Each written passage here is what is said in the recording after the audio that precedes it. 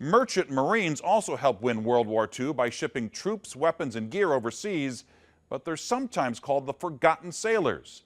Despite thousands being killed by enemy attacks, Merchant Marines were not given the same benefits as combat veterans when the war was over. 5 on Your Side's Grant Bissell introduces us to a local group that's trying to change that. 90-year-old Norman Teisman and 89-year-old Fritz Algetz will always be linked by their decision to join the Merchant Marine during World War II. They took anyone that could breathe. They needed men to man these ships that were being built so fast. I was afraid I was going to get drafted. They were going to send me over there, and I was going to have to clean that mess up that they made over there.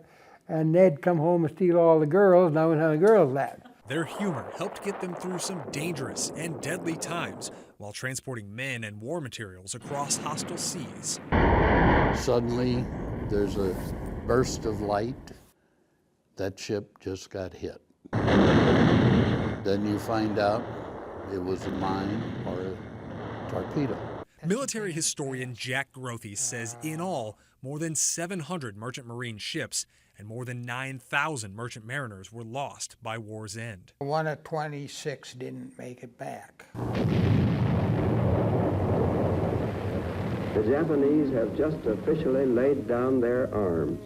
When the war ended, soldiers, sailors, airmen, and Marines were all hailed as heroes. But merchant mariners were left on the outside looking in. Teisman says he was led to believe merchant mariners were part of the military and would be entitled to the same benefits as combat veterans. He found out the hard way that wasn't the case. Do you feel as though you were misled? Absolutely. Despite their losses, World War II merchant mariners weren't officially considered veterans until 1988, after winning a lawsuit against the U.S. government. Winning the suit gave the mariners the right to be buried at national cemeteries, like here at Jefferson Barracks, where there's now a memorial in their honor. But it didn't give them access to the same benefits as other veterans. And so for 43 years, they had to pay their own medical bills. They got no disability. Some of them were hit by kamikaze pilots. Sheila Sova is the daughter of the late Orville Sova, a World War II Merchant Marine veteran who believed he and his fellow mariners deserved those benefits. I'm carrying on my father's wishes. Sova is gathering support for the Honoring Our World War II Merchant Mariners Act of 2015. It would give a one-time payment of $25,000 to every living World War II Merchant Marine veteran. I've had talks with congressmen.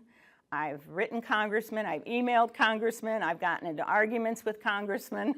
5 similar bills have been introduced in the U.S. Congress over the last decade, all of which have failed. Teisman and Algetz say at this point in their lives, getting the benefit would be mostly symbolic. A lot of people, they don't know if it wouldn't have been for us, we wouldn't have won that war. But the pride they'd feel from the recognition would be priceless. The recognition is what matters. The money doesn't mean a thing. In St. Louis, Grant Bissell, News Channel 5 on your side. If you'd like to help the few remaining World War II Merchant Marines get the benefit, contact your congressmen and senators and ask them to support House Resolution 563.